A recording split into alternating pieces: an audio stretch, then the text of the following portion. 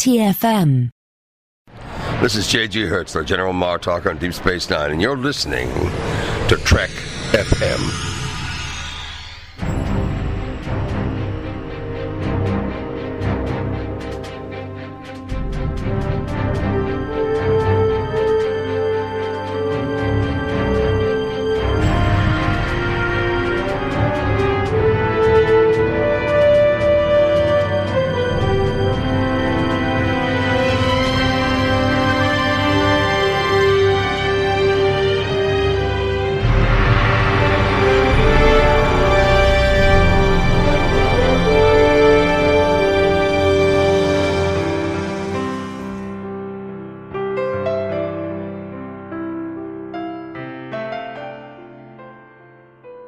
Welcome, Niners, to another episode of The Orb, our dedicated Deep Space Nine podcast. I'm Christopher Jones, and with me, as he always is my esteemed co-host, Matthew Rushing. And Matthew, just a word of advice before we get started.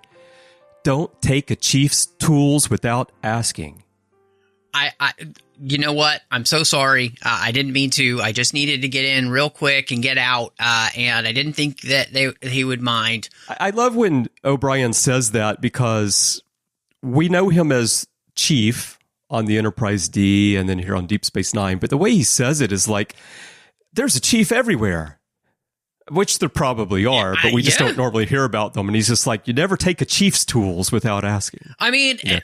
And what about all those kids, whose dad just calls them chief? It's like, do you take their tools? Is that also a part of this? So anyway, bad dad joke. Yeah. All right. Well, we are going to continue our 30th anniversary rewatch of Deep Space Nine today with the final episode of Season 1, In the Hands of the Prophets. And here is a quick rundown of the story. When Keiko O'Brien decides to teach the children aboard Deep Space Nine about the Bajoran wormhole, she takes a scientific approach. Word soon reaches the planet, and Vedek Winn is having none of it. The religious leader sees Federation influence and its secular teachings as a threat to her people's beliefs. Seeing a chance to exert influence on the station and advance her own standing in the upcoming selection of a new Kai, she hatches a plan to assassinate a fellow Vedek and turn the tide of opinion against the Federation. So, Matthew, that is really the heart of the story. It reflects what was going on in the real world at the time, and before and after today as well, but especially at the time this was written. It was a topic that was very much at the forefront of American society. But within the Star Trek universe, it's a wonderful bookend to what was set up in Emissary, with Sisko coming as the emissary of the prophets, and how the arrival not only of the Federation, but of Sisko would be viewed by Bajorans, particularly people like Winn, who we meet for the first time in this episode, who has a very orthodox view of the Bajoran faith. And here at the end of the season, we bring that all back around and I think really start to set up the DS9 story. So what are your first thoughts on this episode?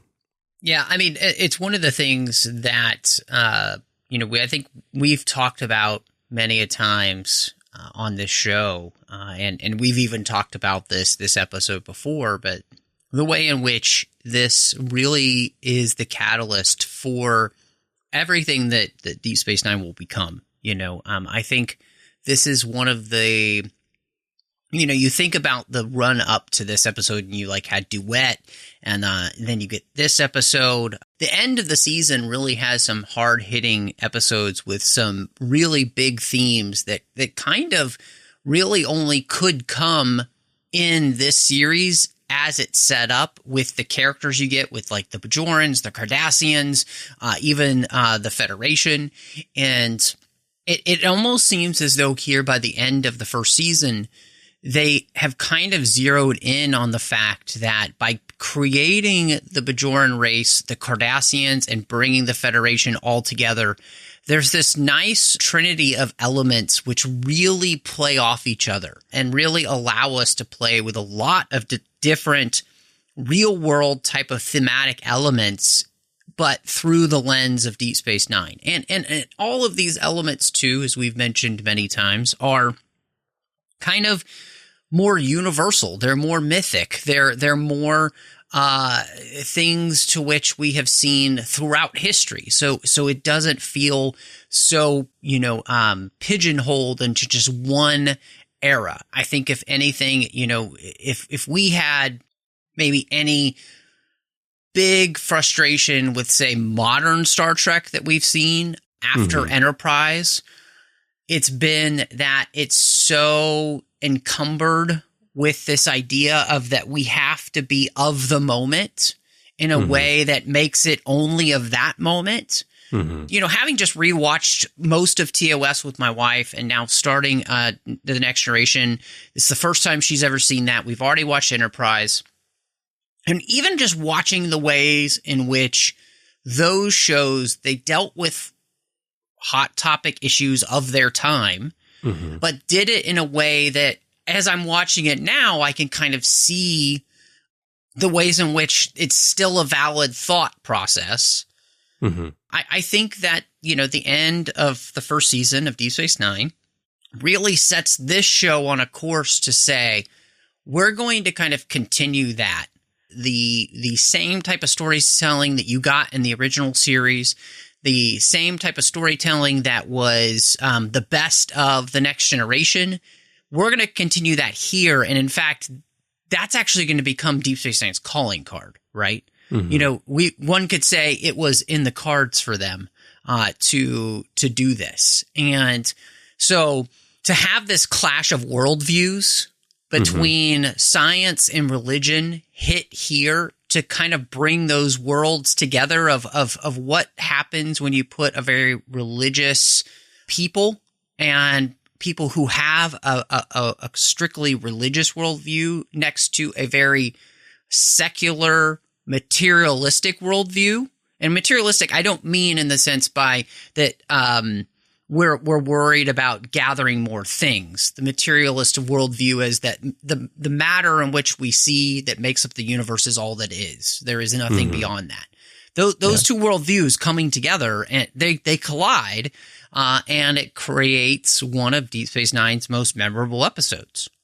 So that conflict of worldviews that's put on display here, it's interesting to me in many ways. One way that it's interesting is that, just talking about, like you said, a general view of at least Starfleet would be that the world that we see, all the material around us, that's all there is.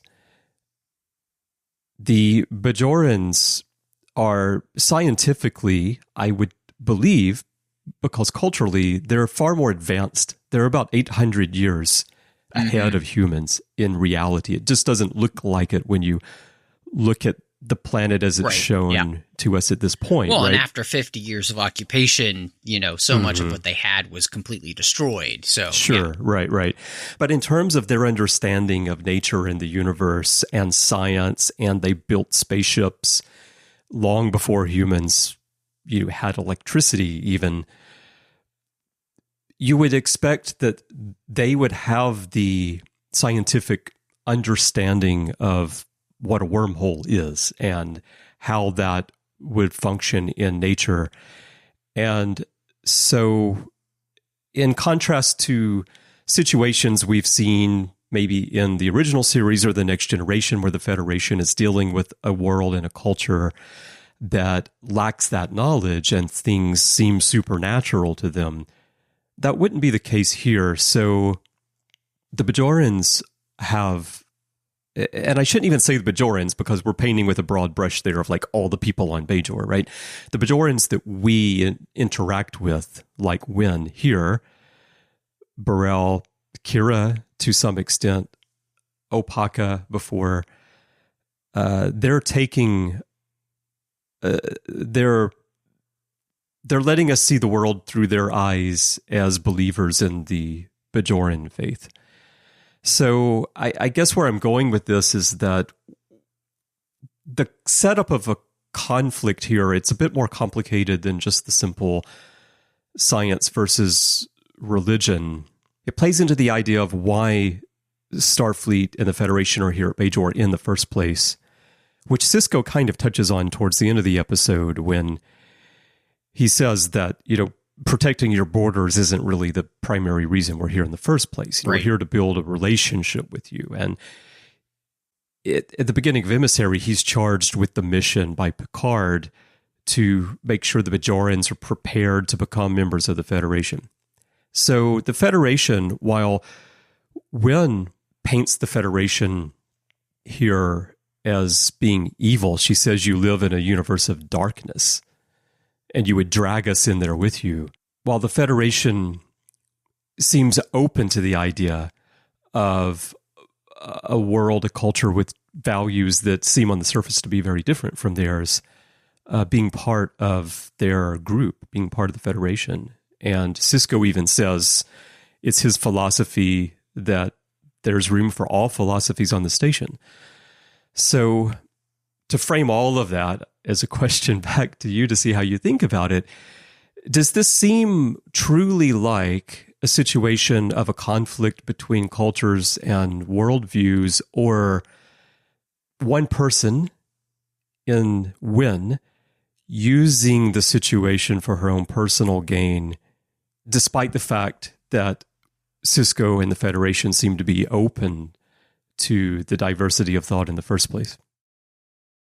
Yeah, I mean, obviously, the episode really sets up Winn as being somebody who is, first and foremost, Winn is utilizing religion as a way to gain power.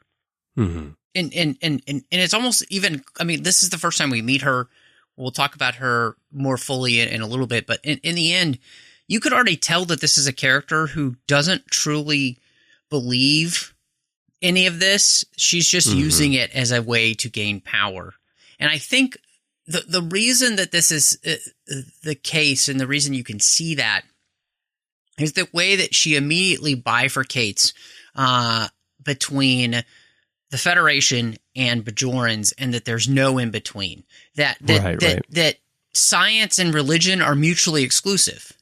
And I think that's one of the biggest things about this episode, is that, even we see Kira and even some others being almost willing to, that are Bajorans, be willing to kind of fall into this false dichotomy, as if science and religion have to be at odds with one another, right? I thought that Kira fell into that too easily. Yes, and I thought so too. And I think part of that is the writers having that last moment for Kira of really that this is going to be her last hurdle to truly kind of, because by the end of the season, she's really kind of bought into this relationship. She's created a good relationship with Sisko, and I think this becomes that last hurdle. And because I think Kira becomes a person who can kind of see through what Winn's doing by the end. And so therefore she realizes that basically she's been played. Her religion has been played against her in a way that actually makes no sense, because these two don't have to be mutually exclusive. We make them mutually exclusive for no good reason. As somebody who is a person of extreme, to separate people into tribes that we can have power ourselves. But, as a person of faith, I don't believe at all that science and religion are on opposite sides, right? I believe that all truth is God's truth, and therefore whatever we find out about the universe helps us understand what has been created better, right? We have science for a reason, because there is order, and we can discover what has orderly been created, And so that's something that I think the episode, the character of Bryan then becomes that voice of reason to say, science just helps us understand what the prophets have done. It doesn't mean take anything away from them, but it allows us to understand better either. And we never actually truly kind of get into whether the prophets are responsible for creation in the Bajoran religion, that type of stuff. But There's a way in which I think Bareil becomes the avatar of reason. And again, that idea that, hey, these two can not only coexist, but they can actually work together to strengthen one another. Science doesn't have to negate our faith. In fact, it can strengthen our faith, And so, and of course, too, the difference between them as well is that, for Winn, she puts science against religion as if one should defeat the other or one could defeat the other, and Bareil is basically the type of person who's like, well, if my faith can be defeated by science, then maybe it's in the wrong thing. And so I love the nuance that's going on in this episode, because I think the base conflict between Winn and O'Brien are actually the most partisan versions of this argument. And then everybody else kind of fills in the middle of this argument, which is, as we get closer to the middle, is actually where we all should be able to be. Yeah. So that's the thing I think I really love about this whole conflict, because they're not really at odds unless we make them at odds.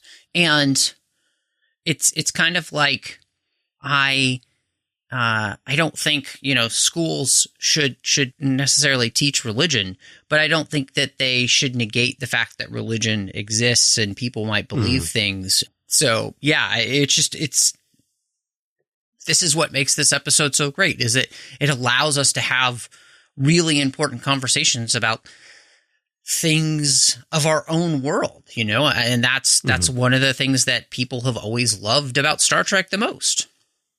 Yep.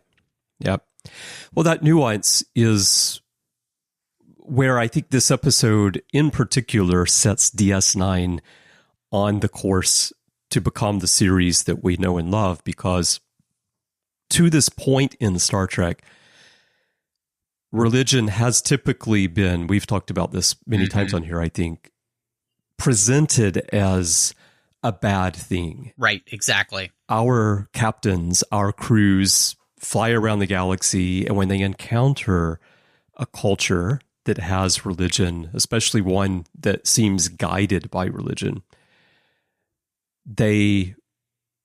it's like they're on a mission to set them right and show them, well, that's a false thing. You need to look at the real world around you, right, and get rid of this religion thing that you're hanging on to. And as anyone who listens to our podcasts knows, I'm not religious, but I don't think you should negate someone's faith either. So Star Trek had been very black and white on these issues for a long time. And then we get here to this story, which it's been building to this, but when we get here, it's stated so clearly that, and I think it's so effective because it's being delivered through the words of a Starfleet commander.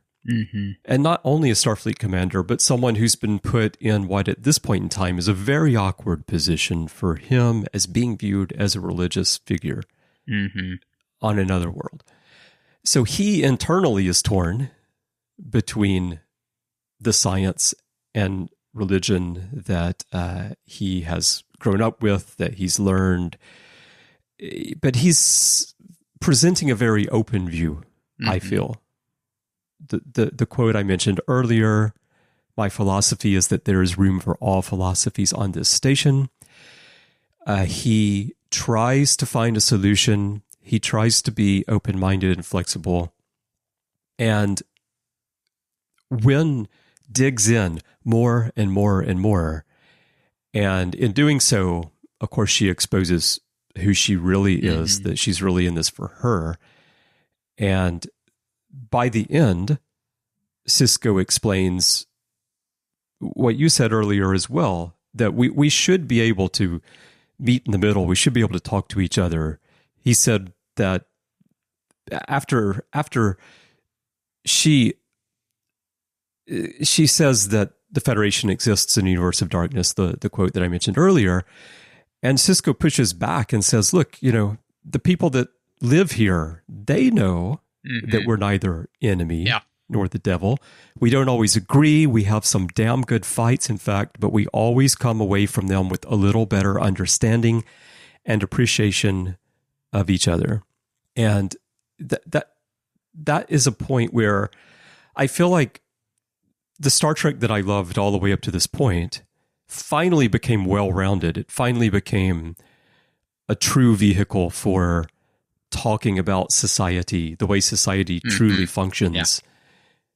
Yeah. And it's kind of unexpected in Star Trek to get to this point. Yeah, I think one of that quote from Cisco is one of those quotes that the more I've thought about, the more I think sounds so naive, which is not all philosophies are valid, right? Like there shouldn't be room for all philosophies on the station because there are certain philosophies. There are bad philosophies. We would, across the board, most people would say, unless you're an adherent to one of those, which you're in the ultra minority, is terrible, right? So, right. I think... But I don't think that was the intention of what he was saying. It's not the intention. It's just one of those things where it's like... those type of blanket statements, I think we all have to be very careful of because, there is, again, that's a place almost where there's a lack of nuance, that this episode is trying to drive at. And so it's just one of those places where, as I think about the episode more, I'm like, okay, I would probably rewrite that to say almost all philosophies, you just give a little caveat in there, Okay. I'm going to just throw one thing in real quick because again, I know that's not, he didn't intend that every single philosophy, no matter how wretched and extreme it might be, but different cultures, different ideologies, different worldviews, or just societal structures within Star Trek could be very diverse. So I'm just thinking, yes, yeah.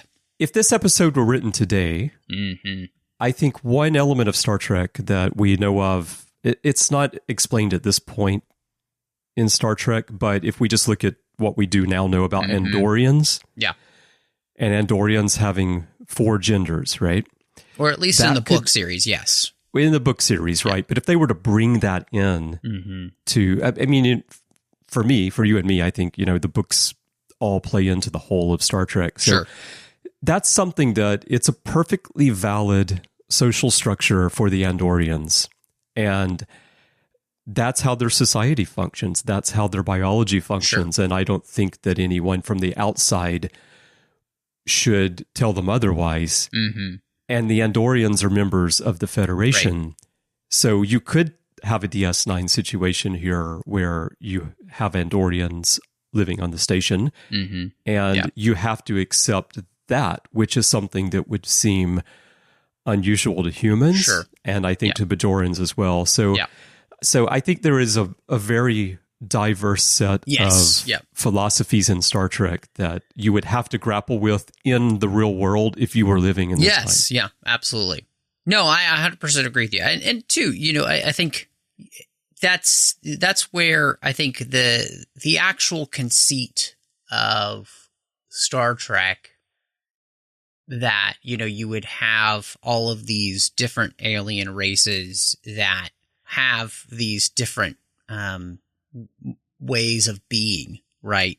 That are alien, and literally alien to what any other species would consider quote unquote normal, because that's the way it works. And so, I think that's the thing that is it makes this really interesting. And that, again, kind of becomes the thing in a lot of ways, as you're kind of mentioning, that Deep Space Nine is going to try to get us to, is to find a way to bridge the gulf between us. And, I couldn't agree more with the fact that, I think we've talked about many times on the show that Deep Space Nine finally decided to tackle a part of life that Star Trek had basically, for the most part, not completely. I think the original series was a little more forgiving to religion because there was a chapel on board the Enterprise, and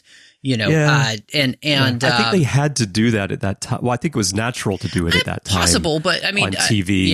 But I think even the character of McCoy is always portrayed as somebody who maybe still loosely has a Judeo-Christian kind of belief system to him, and even Kirk in some ways, But at the same time, right, they're open to everything, and so when they're going against false gods, that's their thing. It's like a false god. It's a computer program, or whatever. So I just sing a slogan for the Enterprise: going against false gods. Yeah. That's our theme. Destroying false gods one planet at a time. They got a T-shirt. They got a bumper sticker on the left nacelle. Right? Exactly. And then I think it became a little bit more pronounced, that kind of worldview in the Next Generation, where yes, you went to a planet and they were worshiping something.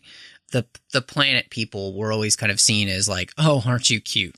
And then Deep Space Nine comes along and we're going to treat these as legitimate beings who have a real reason for believing what they believe. And their thought process is just as valid as our thought process. And in fact, maybe if we put both of the thought processes together, we might have an even fuller understanding. And that's what this episode really kind of is all about. Well, let's talk a little bit more, if we have more to say, about the two new characters that are introduced in this episode, Winn and Bareil, because they become an important part of the story.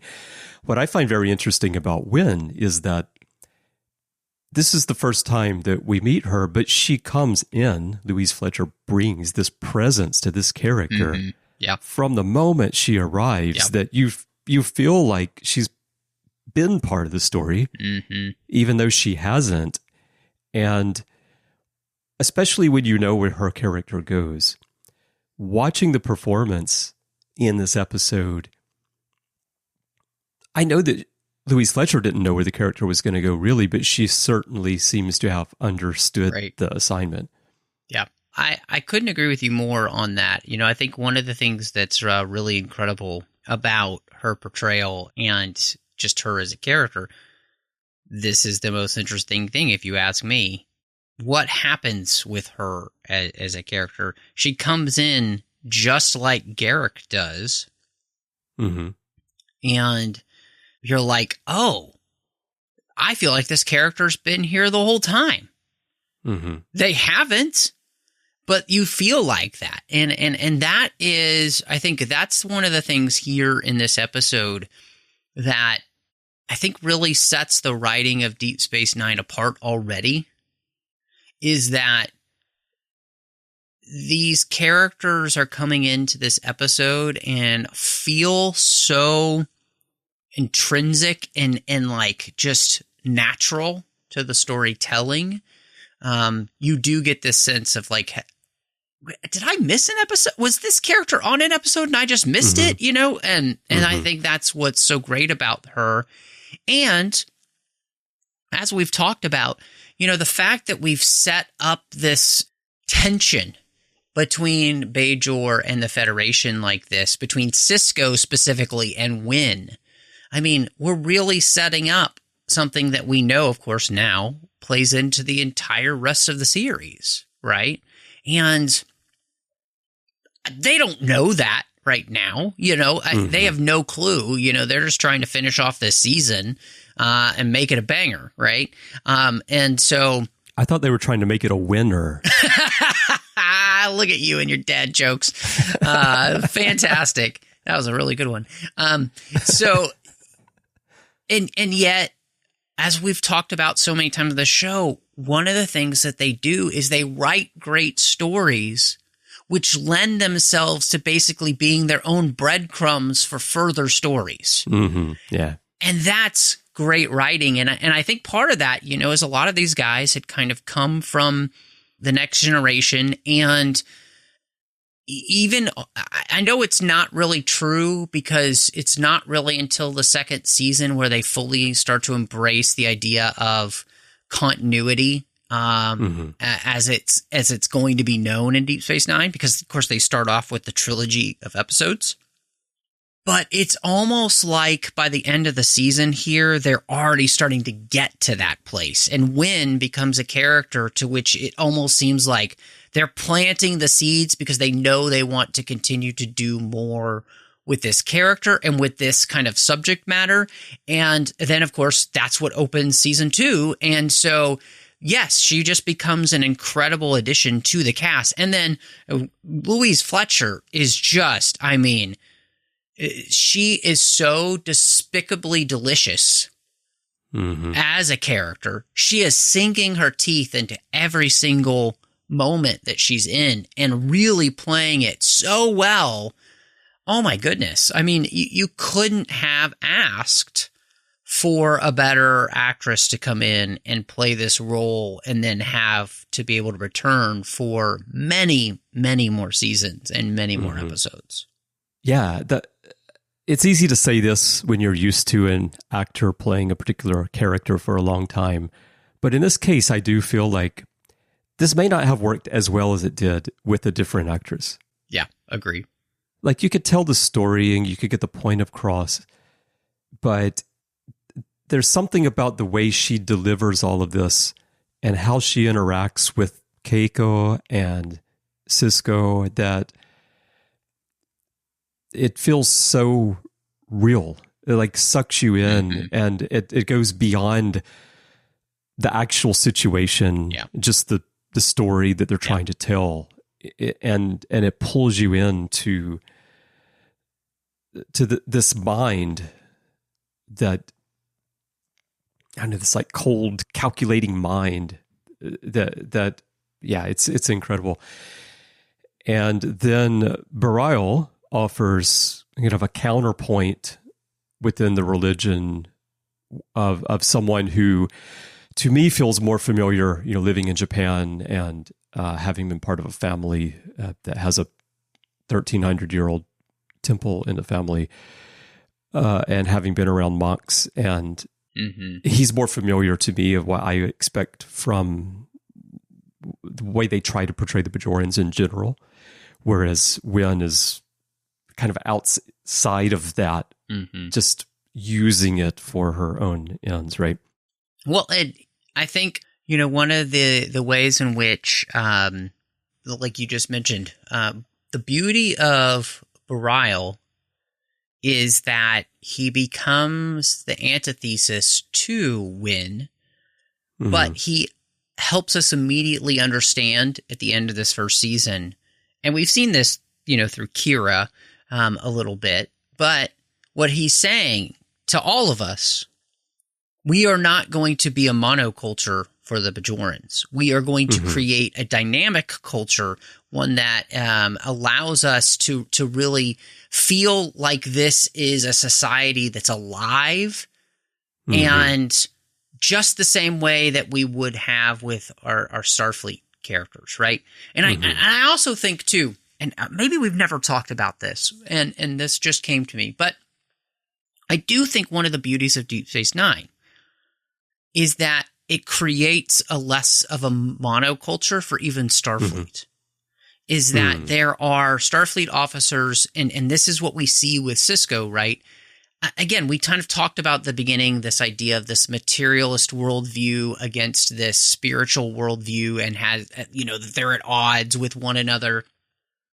And yet, Cisco will become the one who helps broaden the view of the Federation to the fact that maybe the spiritual and the material aren't that far apart. Maybe there's more to both sides than just only thinking there's one side. And I think that's the thing that I really love. And Bareil then becomes the avatar for that for the Bajorans.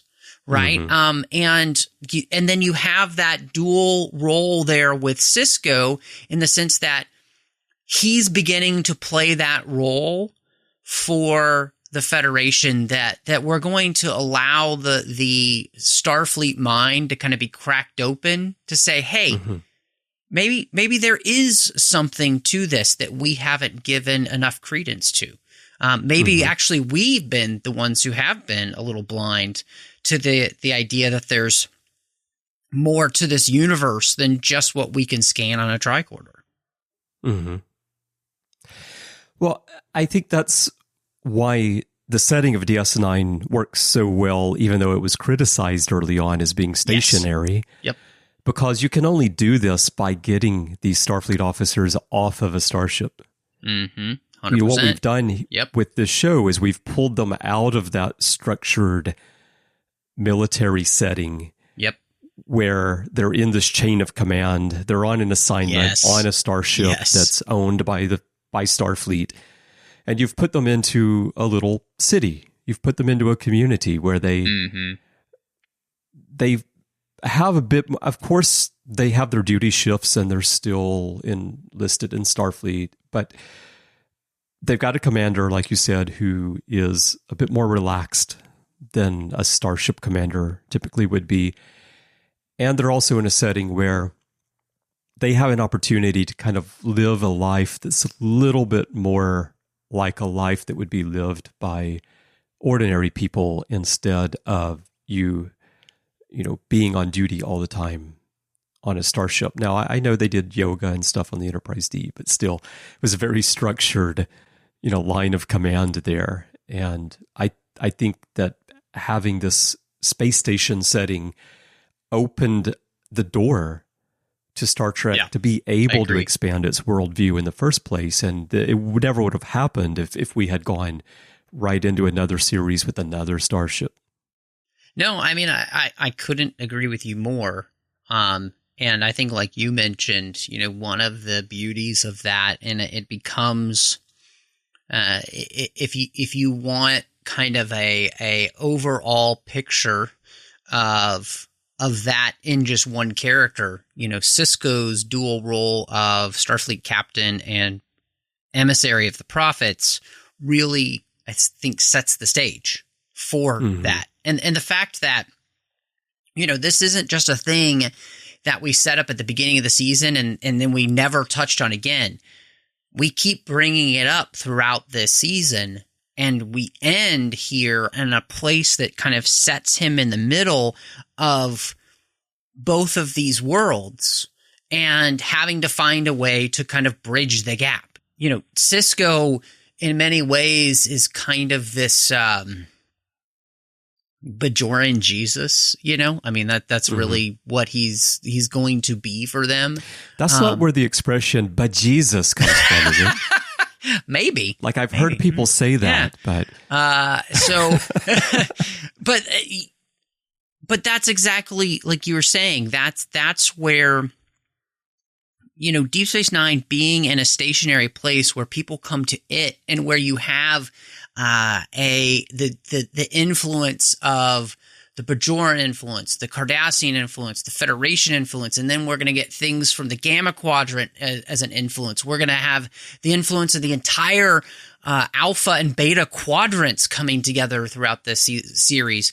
I mean, that's what we're building to, and that's what this episode really gives us. Like you said, Sisko's a different type of captain. He's kind of uptight about some things, but in a lot of ways, he's like a captain who plays jazz, right? Literally and figuratively, because he has that kind of looser style. He's willing to kind of roll with the drums, He might be playing the trumpet and the drums do one thing and now the trumpet has to do the next, and he knows how to do that in a way that a lot of our other captains don't necessarily. And in fact, maybe the closest captain to him, and this is where in some ways I think he harkens back to a captain that came before him and a captain that comes after him, in the sense that he has some Kirkness to him where he's kind of rolling with the punches. The same thing kind of with Archer, where he's kind of like literally having to make this up as he goes along because nobody's been in this situation as a captain before. And that becomes the central kind of premise of the series in many ways of trying to bridge these two worlds. Yeah. And the Strange New Worlds, Anson Mount Pike has a lot of Sisko in him, I think.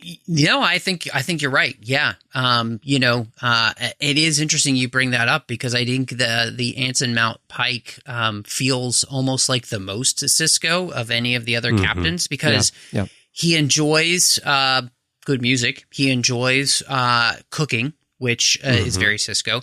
He enjoys that being close to his crew and really getting to know them as people by having them over for dinner.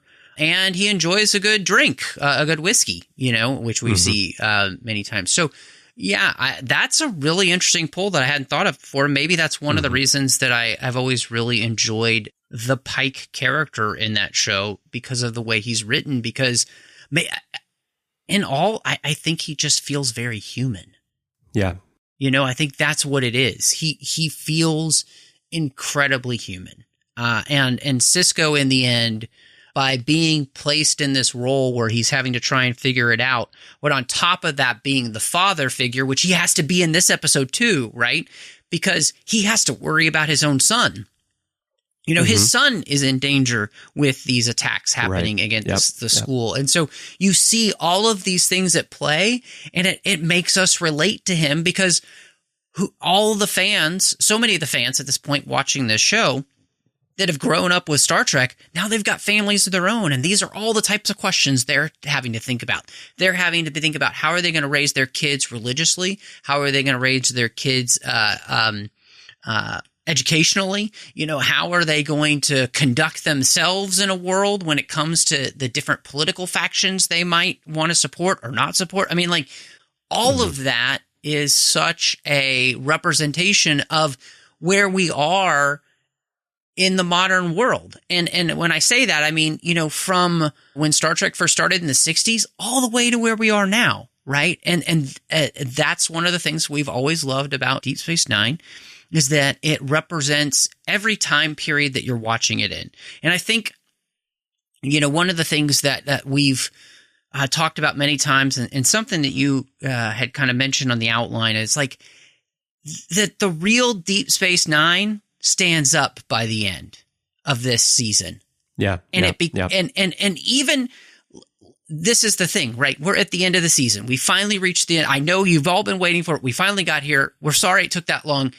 The beauty, though, is that by the end of the first season of Deep Space Nine, the show already finally feels like it knows what it is, which I don't think that you could say about The Next Generation. It didn't quite know what it wanted to be until almost the end of the second season and into the third. Into the third, yeah. But this, because we're doing the retrospective, we know what's coming in the second season. And so by the last 3 or 4 episodes of the first season, moving into the second season, we've been building to where we're going. And I think that's pretty incredible, that they got here. Well, those sound like final thoughts, Matthew. So what's your rating for this one? We didn't even talk about the wonderful humor between the O'Briens and their marriage, and her ribbing him a little bit about Neela, being a beautiful young woman that he's working with. And she's like, just keeping you on your toes, O'Brien. And it's just so, like, that, that's classic marriage, right? Yeah, but she's insightful, because later on there is a scene where Neela is kind of, and Miles recognizes it and like, you can just go. Yes. So I think Keiko's more insightful than it might seem at the beginning, where it seems like that's great. Just a joke. No, right? It's no. And the beauty is that, O'Brien has just kind of been denying it in some ways, because he that's not who O'Brien is, right? Right. He's not here to play the field, right? He's dedicated to his family, and that's one of the things we all love in him. But anyway, all that to say is like, that's a part of the episode we didn't even talk about, but it's so wonderful. All in all, I mean, as I mentioned earlier, this is a banger. This is a winner. This is a straight 5 for 5 failed assassination attempts. So great. I mean, Chris, this is just a fantastic episode. And the thing that it does is that it makes you so looking forward to, so excited to dive in then to season 2. And that's exactly what you want when you finish a season. So this is fantastic. What about you? What would you rate In the Hands of the Prophets? Well, you just once again said that it's a banger. And earlier when you said that, I said it's a winner for Vedek Winn. I assume here you're referring to Vedek Winn, who later becomes Vedek Bang. Sure. Yes, yes. So, no, I think this is a fantastic episode. I watched it again last night. It's been a while since I've seen it, and I just finished it and just said to myself, wow, it's amazing. It's, of course, it could be refined. There are elements of the writing and the storytelling that maybe lack nuance, but it's just so good where they're taking Star Trek here and how they're giving a more rounded view of the world. And I love the line that Sisko says to Jake when he says that it may not be what you believe, but that doesn't make it wrong. If you start to think that way, you'll be acting just like Vedek Winn, only from the other side. And I feel in today's world, especially, that's just something that people need to keep in mind. That I'm not saying that everything is right. I'm not saying that every view or attitude is valid, because there are some extreme ones. But I think what we fight with each other over these days is stuff that we should be able to just talk to each other about and accept that we're not all going to agree. We're not all going to see everything the same way. But in the end, we're together as a community. And I think it's a good message that holds up very well. And I also think that it's nice in this episode how they work other elements in. We even get an Odo murder mystery running through the episode.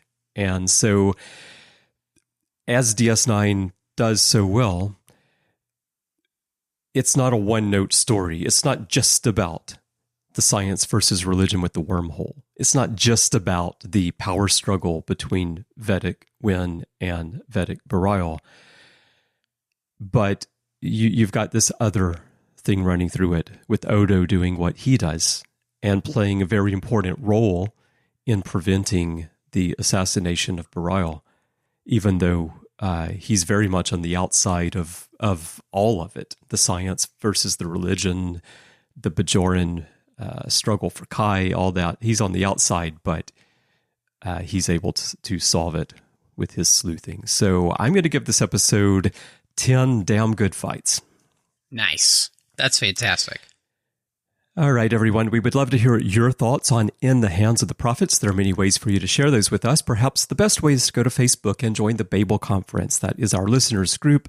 If you're joining for the first time, please do answer the questions and agree to the rules of the forum so that I can let you in. You'll find a post on the timeline for this episode, and you can share comments with your fellow listeners and Matthew and me right there on that timeline. If you'd like to send us email, you can do that by going to our website, trek.fm/contact. Use the form you find there. Choose to send to a show, choose the orb, and that will come to Matthew and me right through the wormhole, regardless of whether it was constructed by entities or however it got there. It's stable. We'll get the message. And also you can find us in social media. Our username everywhere is TrekFM. And if your podcast app of choice allows you to leave a rating and a review, we'd love to get that from you as well. Now, Matthew, when you're not dressing up to help Quark fill his shortage of Dabo girls, where can people find you? Wow. All I could say is nobody will be at Quark's if that happens. But you can find me all over social media under the name MattRushing02. Of course, here on the network, outside of all the Star Trek talk that we do in the 602 Club, talking about all of those franchises that we love. So please join us there.